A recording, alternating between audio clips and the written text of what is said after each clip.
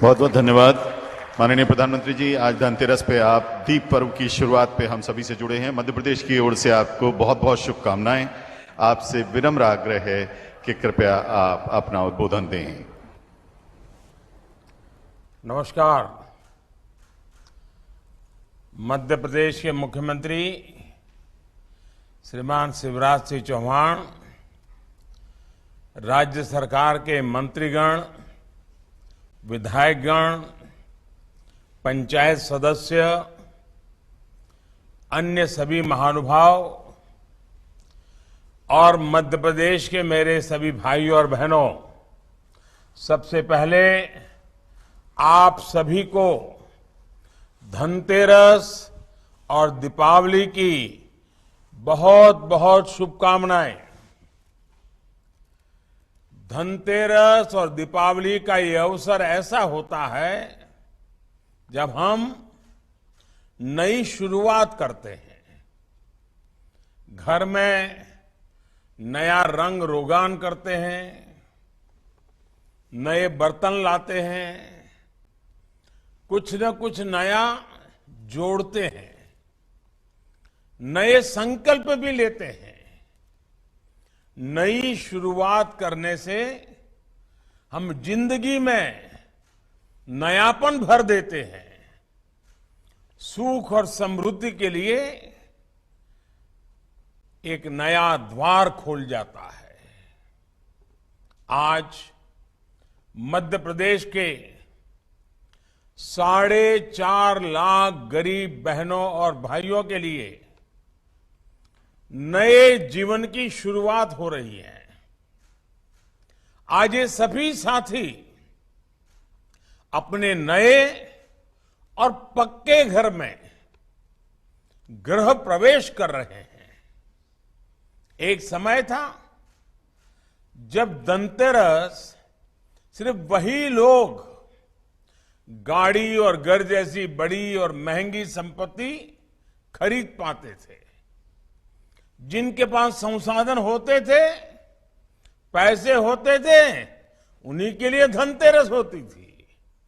लेकिन आज देखिए, देश का गरीब भी धनतेरस पर गृह प्रवेश कर रहा है। मैं मध्य प्रदेश की उन लाखों बहनों को आज विशेष बधाई देता हूं जो आज अपने घर की मालकिन बनी है और लाखों रुपयों के बने घर आपको लखपति बना दिया है। भाइयों और बहनों, मैं तकनीक के माध्यम से सामने बैठे असीम आकांक्षाओं से भरे अनगिनत लोगों को देख पा रहा हूं।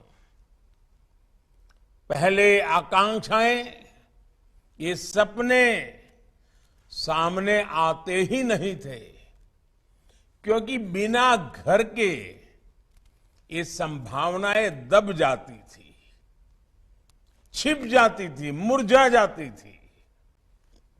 मुझे विश्वास है अब जब इन साथियों को ये नए घर मिल गए हैं तो अपने सपनों को सच करने की नई ताकत भी मिली है।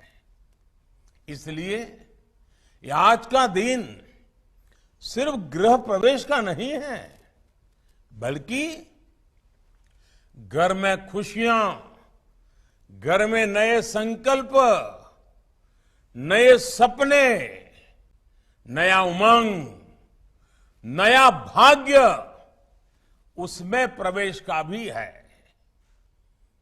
ये हमारी सरकार का सौभाग्य है कि बीते 8 वर्षों में वो पीएम आवास योजना के तहत 3.5 करोड़ गरीब परिवारों की जिंदगी का सबसे बड़ा सपना पूरा कर पाई है।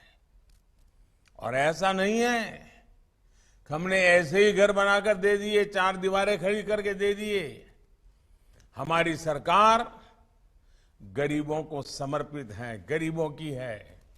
इसलिए गरीब की इच्छा, उसके मन, उसकी जरूरतों को सबसे ज्यादा समझती है। हमारी सरकार जो घर देती है ना, उसमें बाकी सुविधाएं भी साथ होती हैं। शौचालय हो, बिजली हो, पानी हो, गैस हो, सरकार की अलग अलग योजनाएं, प्रधानमंत्री आवास योजना के इस करोड़ों घरों को संपूर्ण बनाती है। साथियों, आपसे बात करते हुए मुझे पहले की स्थिति भी याद आ रही है। पहले अगर घर गरीबों के लिए घोषित होता भी था तो उसको टॉयलेट अलग बनाना पड़ता था। बिजली, पानी और गैस के कनेक्शन के लिए अलग अलग सरकारी दफ्तरों के कई कई बार चक्कर लगाने पड़ते थे। पहले की सरकारों में इस पूरी प्रक्रिया को पूरा करने के लिए गरीब को कई दफ्तरों में रिश्वत भी देनी पड़ती थी। यही नहीं, पहले गरीबों के नाम पर घरों की घोषणा तो हो जाती थी, फिर सरकार बनाती थी कि इस तरह का घर बनेगा, वही हुक्म करती थी, वही नक्शा दे देती थी। यहां से ही सामान लेना है, यही सामान लेना है। जिसको उस घर में रहना है, अरे उसकी कोई पसंद होती है, नापसंद होती है, उसकी अपनी सामाजिक परंपराएं होती है, उसका अपना रहन सहन होता है, उसकी कोई पूछताछ ही नहीं होती थी। यही कारण है कि पहले जो थोड़े बहुत घर बनते भी थे, उनमें से बहुत सारों में कभी गृह प्रवेश ही नहीं हो पाता था। लेकिन हमने ये आजादी घर की मालकिन को, घर के मालिक को दे दी। इसलिए आज पीएम आवास योजना बहुत बड़े सामाजिक आर्थिक बदलाव का माध्यम बन रही है। भाइयों और बहनों, अक्सर हम देखते हैं कि एक पीढ़ी अपनी अर्जित की हुई संपत्ति को अगली पीढ़ी को सौंपती है। हमारे यहां पहले की सरकारों की गलत नीतियों की वजह से लोगों को मजबूरी में आवासहीनता भी अगली पीढ़ी को सौंपनी पड़ती थी। और जो संतान पीढ़ियों के इस कुचक्र को तोड़ती थी, उसका बहुत गुणगान होता था, गौरवगान होता था। मेरा सौभाग्य है कि देश के सेवक के तौर पर, देश की करोड़ों माताओं की संतान के तौर पर मुझे अपने करोड़ों गरीब परिवारों को इस कुचक्र से बाहर निकालने का मौका मिला है। हमारी सरकार हर गरीब को अपनी पक्की छत देने के लिए दिन रात काम कर रही है। इसलिए आज इतनी बड़ी संख्या में ये घर बन रहे हैं। मध्य प्रदेश में भी पीएम आवास योजना के तहत करीब 30 लाख घर बनाए जा चुके हैं। अभी 9-10 लाख घरों पर काम चल रहा है। साथियों, लाखों बनते हुए घर देश के कोने कोने में रोजगार के अवसर भी बना रहे हैं। आज सुबह जब मैं रोजगार मेले के कार्यक्रम में था तो मैंने खास कहा था कि मैं शाम को ये गृह प्रवेश कार्यक्रम में जाने वाला हूं और उसके साथ भी रोजगार कैसे जुड़ा है वो मैं पूरा बताने वाला हूं। साथियों, आप भी जानते हैं, जब घर बनते हैं तो कंस्ट्रक्शन से जुड़ा मटेरियल, जैसे ईंट, सीमेंट, रेत, बजरी, स्टील, रंग रोगन, बिजली का सामान, टॉयलेट सीट, नल पाइप, इन सब चीजों की डिमांड बढ़ती है। जब ये डिमांड बढ़ती है तो इन मटेरियल को बनाने वाली फैक्ट्रियां ज्यादा लोगों को रखती हैं, ज्यादा ट्रांसपोर्ट वालों की जरूरत पड़ती है, उनको लगाती हैं। जहां ये सामान बिकता है उन दुकानों में भी लोगों को रोजगार मिलता है। और सतना से बेहतर इसको कौन समझ सकता है?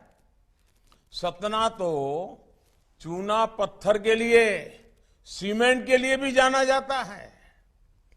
घर बनते हैं तो सतना के सीमेंट की डिमांड भी बढ़ जाती है। घर बनाने के काम से जुड़े श्रमिक, मिस्त्री, बढ़ई, प्लम्बर, पुताई, फर्नीचर बनाने वाले, उनको भी ढेर सारा काम मिलता है। मुझे बताया गया है कि मध्य प्रदेश में ही 50,000 से अधिक राजमिस्त्री प्रशिक्षित किए गए हैं। इनमें से भी 9-10 हजार हमारी माताएं बहनें, लोग उसे राजमिस्त्री भी कहते हैं, लोग उसे रानी मिस्त्री भी कहते हैं। यानी हमारी बहनों को एक नई कला, रोजगार के नए अवसर से जोड़ने का कितना बड़ा काम पीएम आवास योजना के माध्यम से हो रहा है। वरना पहले तो निर्माण के क्षेत्र में बहनों को सिर्फ अनस्किल्ड लेबर यानी अकुशल श्रमिक ही मान लिया जाता था। मध्य प्रदेश में ही अभी तक 22,000 करोड़ रुपए इन घरों को बनाने में खर्च हुए हैं। अब आप भी सोच सकते हैं 22,000 करोड़ गए कहां? घर बना, लेकिन जिन पैसों से घर बना ना, वो पैसे मध्य प्रदेश के अलग अलग कामों में गए, लोगों के घरों में गए, लोगों की दुकान चलाने वालों को मिले, कारखाना चलाने वालों को मिले, ताकि लोगों की आय बढ़े। पहले का अर्थ ये है, ये घर सबके लिए तरक्की लेकर आ रहे हैं। जिसको घर मिलता है उनको भी तरक्की होती है, और जिस गांव में घर बनते हैं उन गांव वालों की भी तरक्की होती है। भाइयों और बहनों, पहले की सरकारों और हमारी सरकार में एक बहुत बड़ा फर्क है। पहले की सरकारें गरीब को तरसाती थी, उसे अपने दफ्तरों में चक्कर लगवाती थी। हमारी सरकार गरीब के पास खुद पहुंच रही है। हर योजना का लाभ गरीब को मिले, इसलिए अभियान चला रही है। आज हम सेक्चुरेशन की बात कर रहे हैं, यानी जन कल्याण की हर योजना का लाभ 100% लाभार्थियों तक कैसे पहुंचे। कोई भाई भतीजावाद नहीं, कोई तेरा मेरा नहीं, इसको देना इसको नहीं देना, कुछ नहीं। जिसका हक है सबको देना। पक्के घर सबको तेजी से मिले, गैस हो, बिजली कनेक्शन हो, पानी के कनेक्शन हो, आयुष्मान भारत के तहत 5 लाख रुपए तक का मुफ्त इलाज हो, ये सबको तेजी से मिले। अच्छी सड़कों, अच्छे स्कूल कॉलेज और अच्छे अस्पतालों तक सभी की पहुंच हो। गांव गांव ऑप्टिकल फाइबर तेजी से पहुंचे। हम इसके लिए दिन रात मेहनत कर रहे हैं। आखिर हमें ये जल्दी क्यों है, इतनी अधीरता इसके लिए क्यों है? इसके पीछे अतीत का एक बहुत बड़ा सबक है। ऐसी हर मूल सुविधाओं को बीते अनेक दशकों तक लटकाए रखा गया।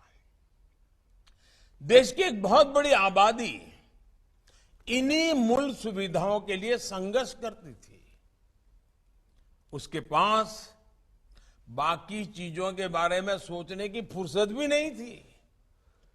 इसलिए गरीबी हटाने के हर वादे, हर दावे,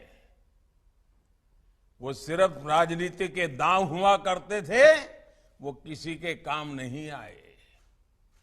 सेनापति चाहे कितना भी जोश भरे, लेकिन अगर सैनिकों के पास लड़ाई के लिए मूल सुविधाएं ही नहीं होगी तो युद्ध जीत पाना असंभव होता है।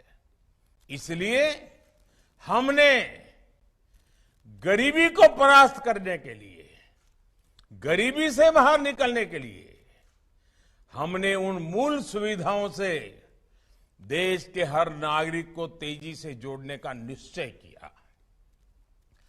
अब सुविधाओं से युक्त होकर गरीब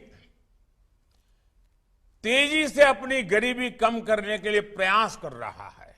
और तो मैं कहूंगा, ये जो घर आपको दिया है ना, वो सिर्फ रहने, खाने, पीने, सोने की जगह है, ऐसा नहीं है। मैं तो कहता हूं ये आपका घर एक ऐसा किला है, ऐसा किला है जो गरीबी को घुसने नहीं देगा और बच्ची खुची गरीबी है उसको भी निकाल के रहेगा। ऐसा किला है आपका घर।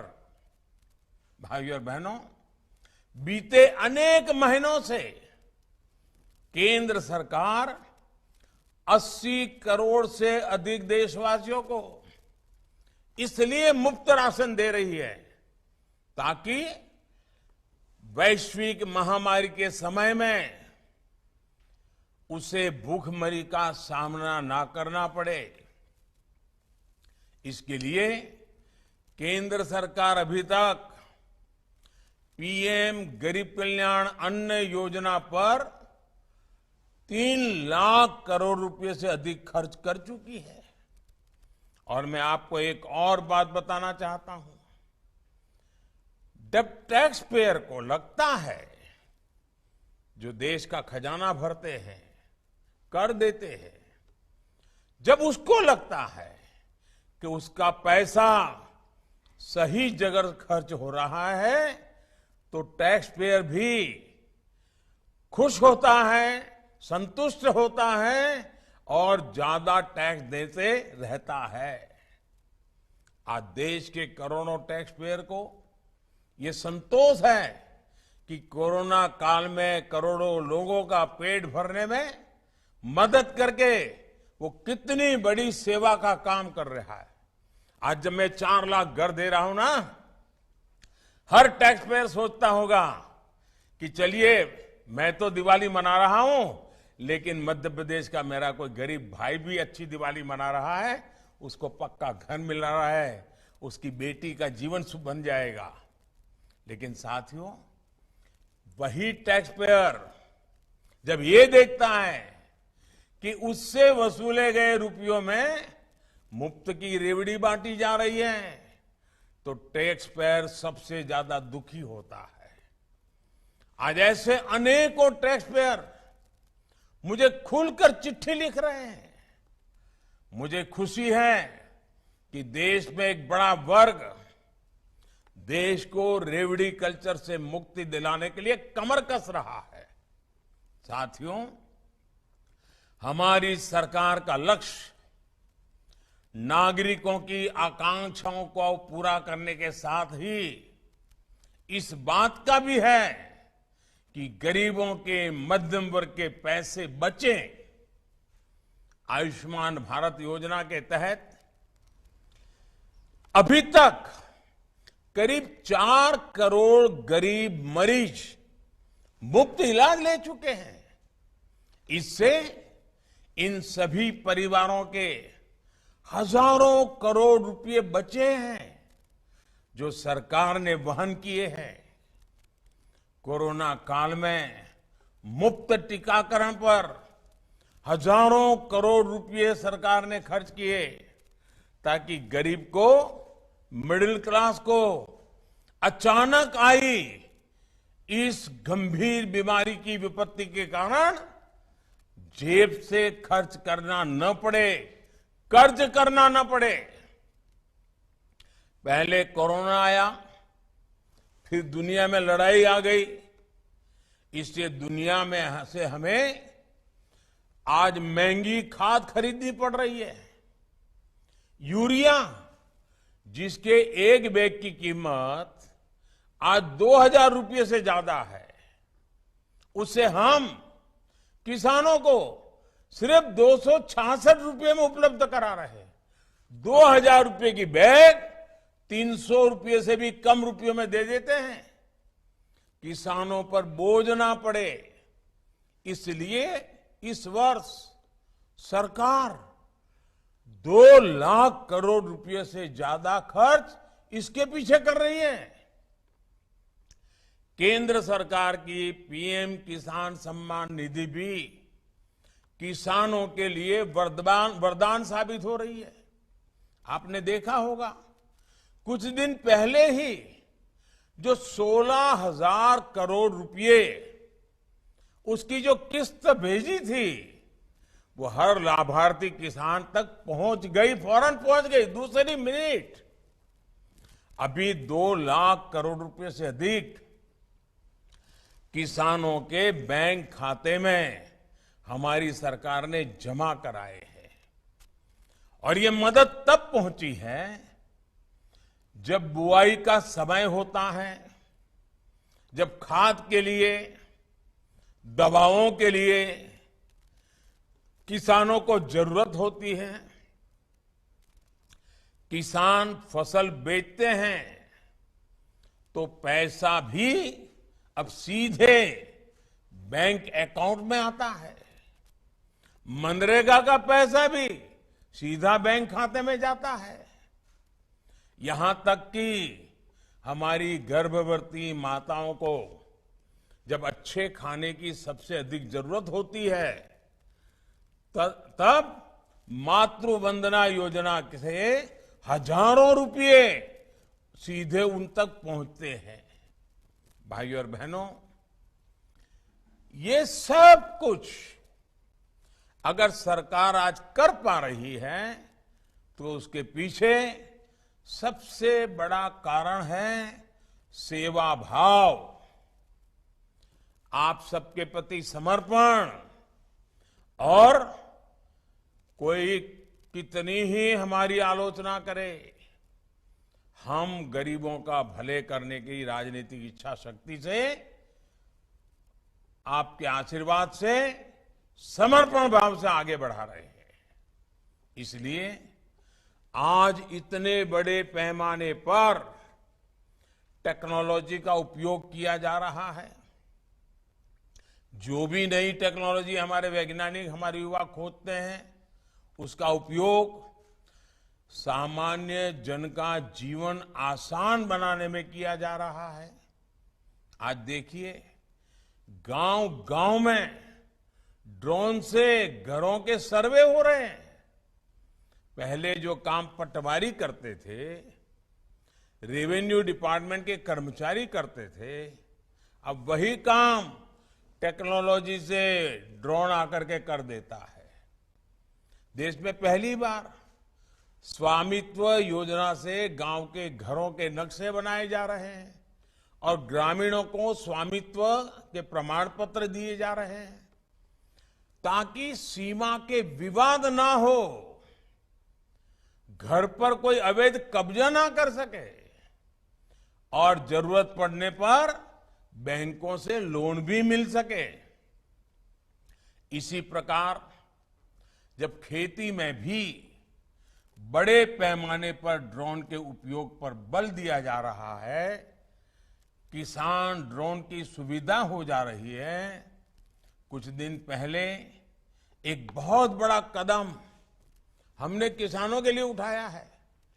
देश भर में अभी जो लाखों खाद की दुकानें हैं, उनको प्रधानमंत्री किसान समृद्धि केंद्र के रूप में विकसित किया जा रहा है। अब किसानों को जरूरत का हर सामान एक ही जगह पर इन्हीं किसान केंद्रों पर मिलेगा।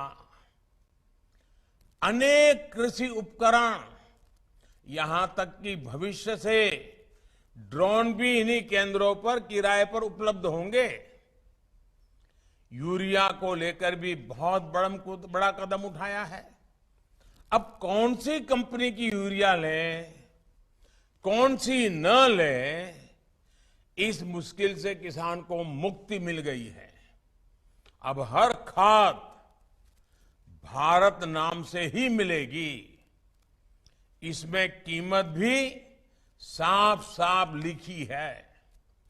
जितनी कीमत लिखी है उससे ज्यादा किसान को देने की जरूरत नहीं है। मुझे पूरा विश्वास है कि ऐसे प्रयासों से किसान का, गरीब का जीवन आसान होगा। हम सभी विकसित भारत के निर्माण में जुटे रहेंगे। एक बार फिर आप सभी लाभार्थियों को आपके अपने पक्के घर की बधाई देता हूं। और मैं कल्पना कर सकता हूं कितनी खुशी है आपको। खुद का घर 3-3, 4-4 पीढ़ियां गई होगी, कभी खुद के घर में दिवाली नहीं मनाई होगी। आज जब आप अपने बच्चों के साथ खुद के घर में धनतेरस और दीपावली मना रहे हैं, तो आपकी जिंदगी में ये दिया का प्रकाश एक नई रोशनी लेकर के आएगा। मैं आपको बहुत बहुत शुभकामनाएं देता हूं। परमात्मा के आशीर्वाद आप पर बने रहे और आपको ये नया घर नई प्रगति का एक कारण बन जाए, यही मेरी शुभकामना है। बहुत बहुत धन्यवाद।